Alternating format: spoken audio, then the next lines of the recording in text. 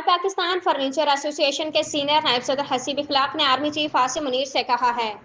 کہ ملک کے معاشی حالات درست کرنے کے لیے امن و امان قائم کرنا ہوگا۔ مجھے بڑی خوشی ہوئی کہ جنرل عاصم منیر صاحب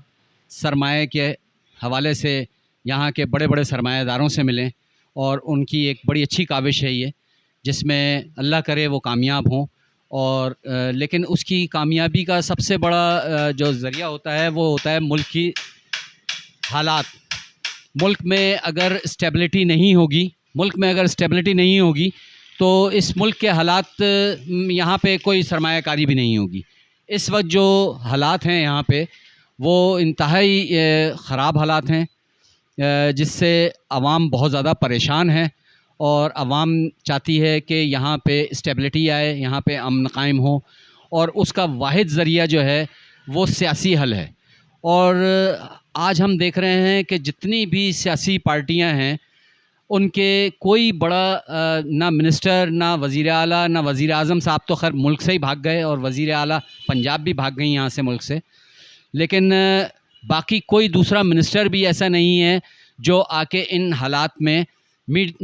ٹیبل ٹاک کرے، اور ٹیبل ٹاک ہی اس کا بہترین حل ہے۔ اس کے علاوہ طاقت کا استعمال جو ہے وہ کسی صورت بھی اچھا نہیں ہے، اور یہ ملک کے لیے ہمارے اور مزید حالات پیچیدہ ہوں گے۔ اس میں عاصم منیر صاحب کو چاہیے کہ وہ اپنا بھرپور کردار ادا کریں، کہ وہ اگر معیشت کے حوالے سے آئے ہیں تو امن و امان کے حوالے سے بھی ان کو چاہیے کہ تمام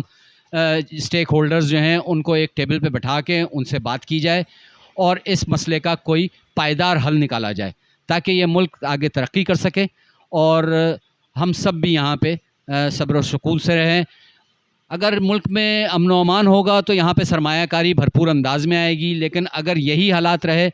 تو مجھے نہیں لگتا کہ کوئی سرمایہ کار پاکستان کا رخ کرے گا،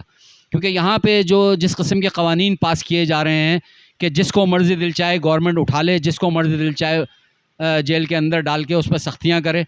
تو ایسے حالات میں کوئی بھی نہیں پاکستان کا رخ کرے گا۔ لوگ اس سے بدظن ہوں گے، اور کوئی بھی اپنا سرمایہ پاکستان میں لانے کا خواہاں نہیں ہوگا۔ آپ اس بات سے اندازہ لگا لیں کہ پچھلے چند ماہ میں تقریباً 15,000 کے قریب، ہو سکتا ہے میں غلط ہوں، لیکن 15,000 کے قریب جو بڑے بڑے سرمایہ دار ہیں انہوں نے دبئی میں انویسٹمنٹ کیے، اور وہاں کے اسٹاک ایکسچینج میں وہ رجسٹرڈ ہوئے ہیں۔ اب آپ مجھے بتائیں کہ جب پاکستانی سرمایہ کاری یہاں پاکستان سے چھوڑ کر بھاگ رہا ہے تو باہر کا